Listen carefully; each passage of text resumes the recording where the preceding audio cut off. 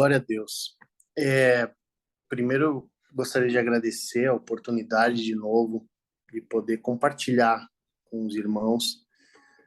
Eu estava orando há pouquinho e eu fui tomado por um temor tão grande. Eu me senti até indigno de pronunciar as palavras que estão nas Escrituras, sabe? Às vezes a gente lê as Escrituras de qualquer jeito e a gente não se dá conta da profundidade dessas palavras. Eu só agradeci ao Senhor, sabe, em lágrimas, pela oportunidade que Ele nos dá de viver num momento onde a gente tem Bíblias de todos os tipos, cores, tamanhos, palavras, linguagens. E a gente está chegando naquele tempo onde Ele falou que o Evangelho seria pregado em todo o mundo. A gente vai se aproximando desse tempo e eu fui tomado por um temor muito grande, irmãos, muito grande mesmo.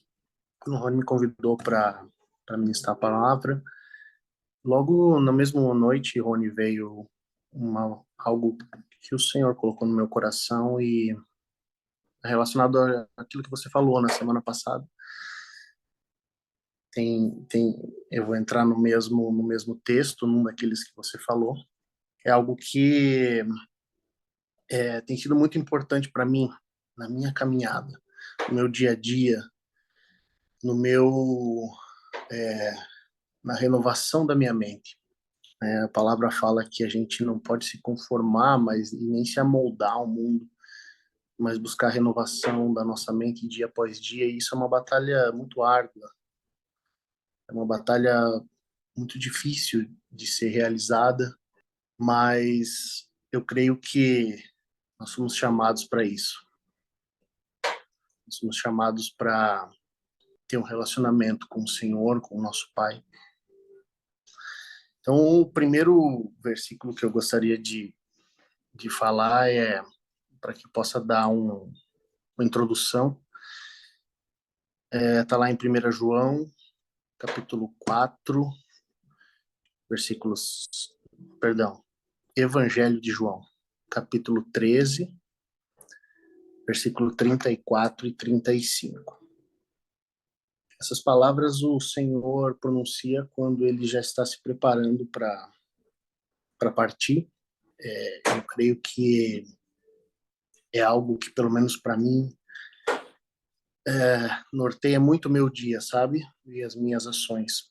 Então, o Senhor fala: um novo mandamento lhes dou. Amem-se uns aos outros, como eu os amei. Vocês devem amar-se uns aos outros. Com isso, todos saberão que vocês são meus discípulos, se vocês se amarem uns aos outros. A última vez que eu pude compartilhar com vocês uma palavra, eu também caí nesse versículo, porque é algo que tem batido muito na minha mente. Hoje em dia, as pessoas têm muita dúvida sobre... Muitas pessoas professam Jesus de boca, mas pessoas de fora olham e ficam em dúvida: mas você é mesmo um discípulo?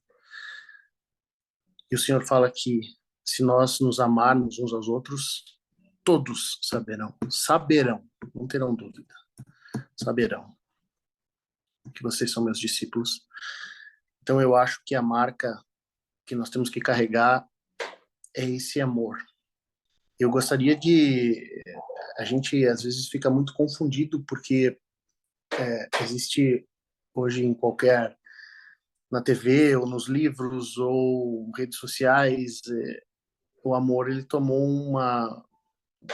um caminho que as pessoas acham que o amor, mas confundem o amor eros, né, que é o amor sensual, que é o amor da lascívia, que é o amor de talvez, não me entendam mal, mas, por exemplo, um amor pelos animais, pelas plantas. Tudo isso tem se confundido com o amor. Então é um versículo muito bonito, uma melodia que vem nos nossos ouvidos, mas o Senhor fala aqui: como eu vos amei, né? Como é que ele nos amou? Com sacrifício e morte. morte de cruz. Então, eu tenho entendido da parte de Deus que o amor que ele está falando aqui é o amor sacrificial, onde a gente tem que sair da nossa zona de conforto. Não simplesmente, claro que uma palavra de carinho, afeto faz parte, isso complementa, mas o nosso selo do Espírito Santo tem que ser esse amor sacrificial. E entre os que mais erram, eu sou o primeiro, pelo fato de ser egoísta, pelo fato de pensar só em mim, pelo fato de fazer planos para mim. Esse ano eu quero guardar tanto, esse ano eu quero viajar. Não existe nada de ilícito nisso. Mas o eu. E a gente esquece que ele largou tudo, se esvaziou, sendo Deus, tomou forma humana para que a gente pudesse ser salvo. Então eu compreendo que esse amor que ele fala, que é o amor ágape, é o amor sacrificial, onde se você vê um irmão, você não pensa duas vezes em ajudar. Quantas vezes eu passei por pessoas e depois pedi perdão a Deus porque poderia ter parado e falado, e daí já passou a oportunidade. E se aquela pessoa merece, Deus vai encontrar outro vaso para fazer. E nós perdemos a oportunidade de ser bênção na vida de uma pessoa. Uma das minhas orações, irmãos, que eu tenho feito assim já há muito tempo e uma das coisas que eu penso durante todo o dia é tentar dominar as minhas emoções e o meu coração enganoso, e quando eu me vejo diante de uma situação difícil, não pensar aceleradamente e agir por impulso. Pensar por um segundo, o que que Jesus faria nessa situação? O que que agradaria o coração do Senhor nessa situação? Porque a gente tem a tendência a agir, principalmente nós que somos homens, né, agir muito rapidamente. Nós já temos todas as respostas na nossa cabeça, nós sabemos, nós olhamos a pessoa e nós julgamos, mesmo sem querer julgar, o nosso coração olha e julga aquela pessoa. Então eu venho, não deixo de fazer isso, mas pedindo a Deus para que Ele me conduzisse em como Jesus agiria em cada situação. E eu li muitas vezes os evangelhos, peguei exemplos de situações onde Jesus fez isso, fez aquilo, tudo isso vai pavimentando uma estrada onde a gente vai caminhando, né? Para que a gente não se desvie nem para a direita e nem para a esquerda. E pela misericórdia divina, porque eu não sou merecedor de nada, Deus me deu uma oportunidade muito incrível de ter uma experiência e eu gostaria de dividir com vocês. E eu tenho a impressão que mais pessoas tiveram essa experiência também na face da Terra. E antes de entrar no texto, eu vou ler mais um versículo que está lá, agora sim, 1 João, capítulo 4, versículos 7 e 8. Amados, amemos uns aos outros, porque o amor é de Deus. E qualquer que ama é nascido de Deus e conhece a Deus. Aquele que não ama não conhece a Deus, porque Deus é amor. De novo, se nós formos pensar no amor sacrificial, a gente pode ler dessa forma: aquele que não se sacrifica pelo seu irmão não conhece a Deus. Aquele que não dá a vida pelo seu irmão não conhece a Deus, porque Deus é amor. E o que eu acho mais incrível é porque essas palavras elas foram entregues pelo apóstolo João, que foi o discípulo amado, aquele que reclinou a cabeça nos ombros de Jesus, no peito de Jesus, e muitas vezes eu quero me colocar guardadas todas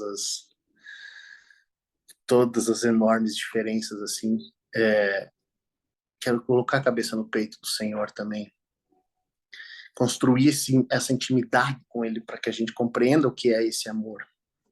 E quando a gente começa a fazer essas coisas, a gente começa a se fundir com Cristo. A palavra conhecer, no sentido bíblico, nós sabemos o que ela significa, né? O conhecer tem a ver com um casal, um casamento onde as duas pessoas se unem, se fundem. Então, conhecer a Deus significa também se fundir com Deus, ou seja, nos esvaziarmos para que o Senhor nos encha completamente. E aí ele termina falando assim, porque Deus é amor, né? Virou até uma placa, né? Deus é amor. Mas o fato é que é isso mesmo. E aí, depois, exatamente depois que eu li esse versículo, o Senhor me levou ao hino do amor, que é aquilo que, até que o Rony também falou na semana passada, e eu vou reler com vocês, porque o Senhor, o Espírito Santo me trouxe um entendimento que é o seguinte: se Deus é amor, nós podemos, ele falou assim no meu coração, no meu entendimento, em vez de falar amor, fale Senhor. E aí eu gostaria de ler com vocês 1 Coríntios, capítulo 13, nosso texto maravilhoso, 1 Coríntios, capítulo 13, e nós vamos ler de uma forma diferente, irmãos. Nós vamos trocar amor por Senhor, para ver o entendimento desse texto. Ainda que eu falasse as línguas dos homens e dos anjos, se não tivesse o Senhor, seria como o metal que soa ou como o sino que tine. E ainda que tivesse o dom de profecia e conhecesse todos os mistérios e toda a ciência, e ainda que tivesse toda a fé de maneira tal que transportasse os montes, se não tivesse o Senhor, nada seria. E ainda que distribuísse toda a minha fortuna para o sustento dos pobres, e ainda que entregasse meu corpo para ser queimado, se não tivesse o Senhor, nada disso me aproveitaria. E agora, amados, quando eu li esse próximo versículo, era como se eu estivesse vendo Jesus em carne, na terra, agindo no dia a dia. O Senhor é sofredor, é benigno, o Senhor não é invejoso, o Senhor não trata com leviandade, nem se ensoberbece. Não se porta com indecência, não busca os seus interesses, não se irrita, não suspeita mal. Não folga com a injustiça, mas folga com a verdade. Tudo sofre, tudo crê, tudo espera, tudo suporta. O Senhor nunca falha, mas havendo profecias, serão aniquiladas. Havendo línguas, cessarão. Havendo ciência, desaparecerá. Vou dar uma parada aqui, amados, porque, veja, o Senhor nunca falha. Havendo profecias, serão aniquiladas. Então, o que ele está dizendo? Quando nós adentrarmos na eternidade, glória a Deus por isso, não vai mais haver necessidade de existir profecias, porque toda a verdade vai estar conosco, do nosso lado, na Nova Jerusalém, né? Isaías fala, não te servirá o sol como luz do dia, nem a lua te iluminará, porque o Senhor teu Deus será a tua glória. Imaginem, amados, imaginem um lugar onde os elementos químicos se desfizeram, como fala Pedro, 1 Pedro.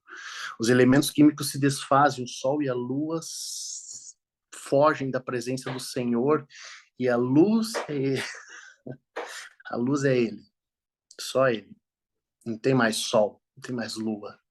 Então isso é algo muito profundo, é por isso que as profecias não vão mais ter necessidade, que as profecias vêm pelo Senhor para que nós, pela misericórdia dele, para que nós, como filhos, possamos participar dessa história, que é a história dele. Havendo línguas, cessarão. Nós vamos voltar para a era pré-Torre de Babel, porque foi quando o coração do homem se orgulhou, quis fazer um local para subir no trono do Altíssimo, e ele desceu com o Espírito Santo e com Jesus para que as línguas fossem esfaceladas, né? Então não vai mais haver necessidade de línguas, Talvez a gente fale aqui ou aqui, não sei como é que vai ser, mas não vai mais haver necessidade de tantas línguas, porque só uma língua vai ser falada, que é a língua do Senhor. Havendo ciência, desaparecerá. E qual que é a razão de existir a ciência? A ciência investiga as leis que já foram instauradas pelo Criador. Então, a glória dos cientistas é entender como é que as leis químicas e físicas, como é que os elementos eles funcionam dentro de um universo.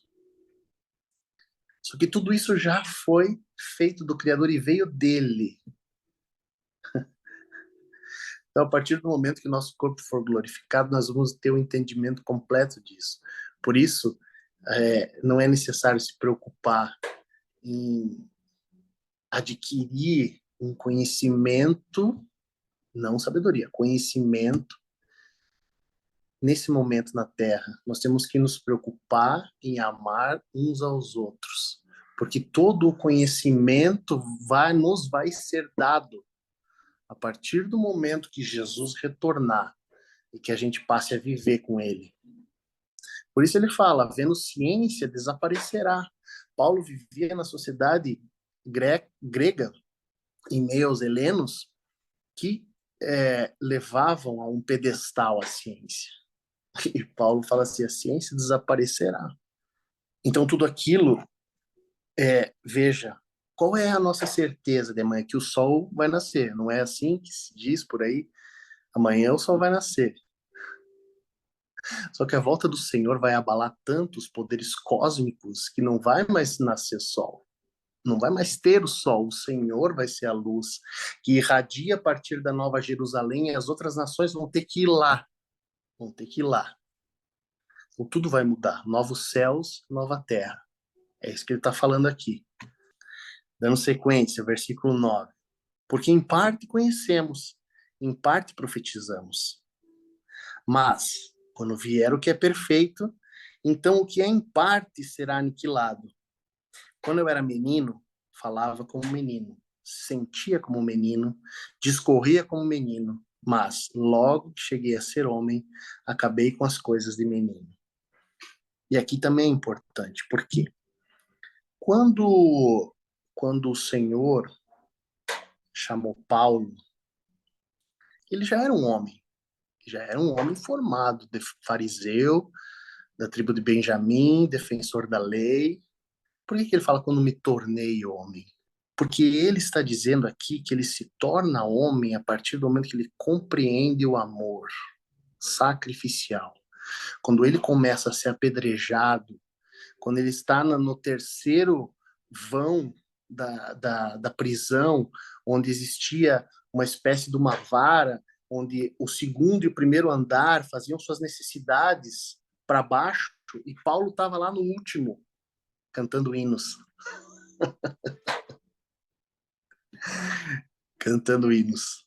Sacrificial. Porque a vida dele já não importava mais para ele. Ele não tinha preocupação com a vida dele.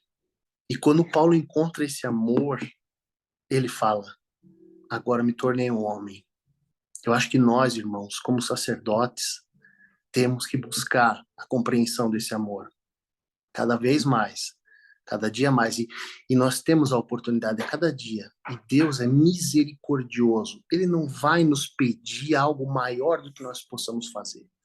Ele vai nos entregar uma pequena situação para que a gente vença ali.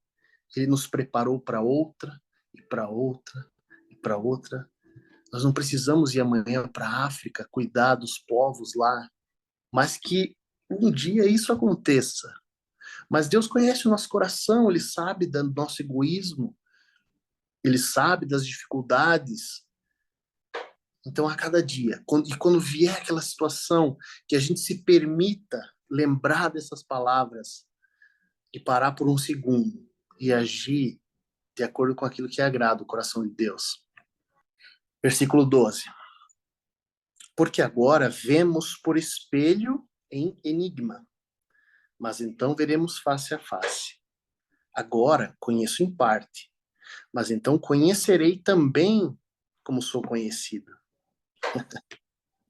E aí eu me lembro de Apocalipse, quando o Senhor vai nos dar um novo nome. Porque nós temos os nossos os nomes que foram dados pelos nossos pais, nós temos as nossas culturas que vêm dos nossos ancestrais. Só que tudo isso é humano. O nosso nome verdadeiro vai ser dado pelo nosso Criador. Versículo 13. Agora, pois, permanecem a fé, a esperança e o Senhor. Esses três. Mas o maior destes é o Senhor. Porque, amados, a fé é uma coisa, um sentimento humano. Claro, sem fé é impossível agradar a Deus, mas nós temos que crer, isso vem de nós. Nós somos salvos pela nossa fé, isso emana de nós. A discussão pode ser porque nós já fomos escolhidos desde sempre, ou porque por outro motivo, isso é outra coisa. Mas a fé é um sentimento humano. A esperança é um sentimento humano. Por isso que entre esses três aqui é o Senhor, o Alfa e o Ômega, o Eterno, aquele que não muda, que é para sempre, pelos séculos dos séculos, que nos dá a oportunidade de conhecê-lo. Isso, eu creio que é a coisa mais preciosa. E é isso, meus amados, que me ajuda a lutar contra o pecado. Muitíssimas vezes. Pensar que o Criador de todas as coisas, poderoso, onipotente, onisciente, único, nos dá a oportunidade de sermos chamados filhos. E quando essas coisas vão entrando na nossa mente, renovando os nossos pensamentos, a gente começa a caminhar devagarinho, tropeçando, levantando, mas rumo a esse amor sacrificial que eu creio que tem que ser o nosso norte, aquilo que a gente precisa buscar de todo o nosso coração. Amém, amados? Era isto. Deus abençoe a todos e obrigado.